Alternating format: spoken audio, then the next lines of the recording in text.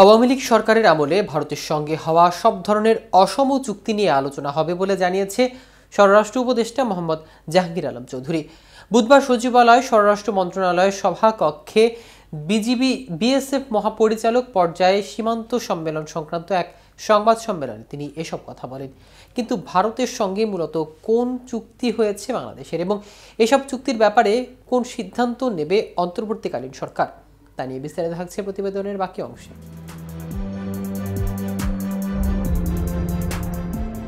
স্বরাষ্ট্র উপদেষ্টা বলেন, সীমান্তবর্তী এলাকায় ভারতীয়রা অনেক সময় মাদক তৈরি করে, সেখানে তারা ফেনসিডিল তৈরি করে আমাদের দেশে ঢুকিয়ে দেয়। তারা ফেনসিডিলগুলো ঔষধ হিসেবে বানাচ্ছে বলে আসলে এটা মাদক হিসেবে বানানো হয়। তিনি আরও বলেন, সীমান্তে 150 গজের মধ্যে কিছু কাজ করতে হলে দুই পক্ষে অনুমতি নিতে হয়। এগুলো এক পক্ষে করা নিয়ম নাই, যদিও তারা এভাবেই করতে চায়। উন্নয়নমূলকভাবে একটা মসজিদ বা মন্দির করতে হলে দুই দেশের সম্মতি প্রয়োজন। আগামীতে কিছু করতে হলে যেন তারা সম্মতি নেয়, এ বিষয়ে গুরুত্ব দেওয়া হবে।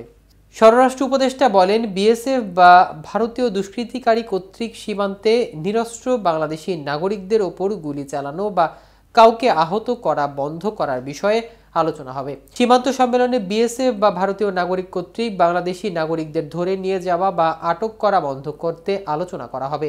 জাহাঙ্গীর আলম চৌধুরী আরও বলেন, বিএসএফ বা ভারতীয় নাগরিক কর্তৃক সীমানা লঙ্ঘন বা অবৈধ পারাপার অথবা অনুপ্রবেশ বন্ধে গুরুত্ব দেওয়া হবে।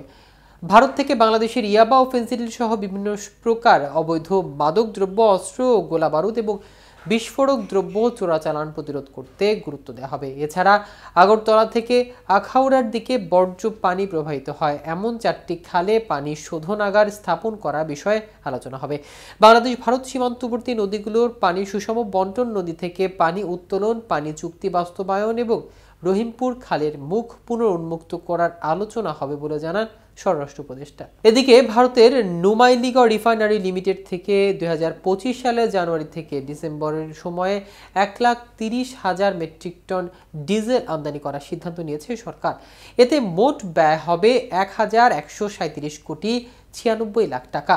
মঙ্গলবার সচিবালয় মন্ত্রিপরিষদ বিভাগের সম্মেলন কক্ষে অর্থ উপদেষ্টা ডক্টর সালেহ উদ্দিনের সভাপতিত্বে অনুষ্ঠিত সরকারি ক্রয় সংক্রান্ত উপদেষ্টা পরিষদ কমিটির বৈঠকে ভারত থেকে এই ডিজেল আমদানির অনুমোদন দেওয়া হয়েছে। বৈঠক সূত্রে জানা গেছে, বাংলাদেশের পেট্রোলিয়াম কর্পোরেশনের 2025 সালে পরিশোধিত জ্বালানি তেল আমদানির প্রস্তাব 2024 সালের 7 নভেম্বর অর্থনৈতিক বিষয় সংক্রান্ত উপদেষ্টা বিষয়ক কমিটির সভায় নীতিগতভাবে অনুমোদিত হয়। তারই আলোকে 2025 সালে জানুয়ারি থেকে ডিসেম্বর সময়ে চুক্তির আওতায় ভারতের রাষ্ট্রায়ত্ত প্রতিষ্ঠান নুমালিগড় রিফাইনারি লিমিটেডের সঙ্গে আলোচনার ভিত্তিতে মূল্য নির্ধারণ করে 1,30,000 মেট্রিক টন ডিজেল ক্রয়ের সিদ্ধান্ত নেয় জ্বালানি ও খনিজ সম্পদ বিভাগ। এই ডিজেল আমদানির ব্যয় ধরা হয় 9,32,75,364 মার্কিন ডলার। বাংলাদেশি মুদ্রায় এর পরিমাণ 1,137 কোটি 96 লাখ টাকা। প্রতি ব্যারেল ডিজেলের মূল্য ধরা হয়েছে $5.50। জ্বালানি ও খনিজ সম্পদ বিভাগের পক্ষ থেকে প্রস্তাবটি উপস্থাপন করা হলে উপদেষ্টা পরিষদ কমিটি তা অনুমোদন দেয়। দর্শক, আজ এ পর্যন্তই। ভিডিওটি সম্পর্কে আপনাদের কোনো মতামত থাকলে আমাদের কমেন্ট করে জানাতে পারেন। সাথে সাথে নিয়মিত আপডেট পেতে কেটিভি নিউজ 24 এর সাথে থাকুন। ধন্যবাদ সবাইকে।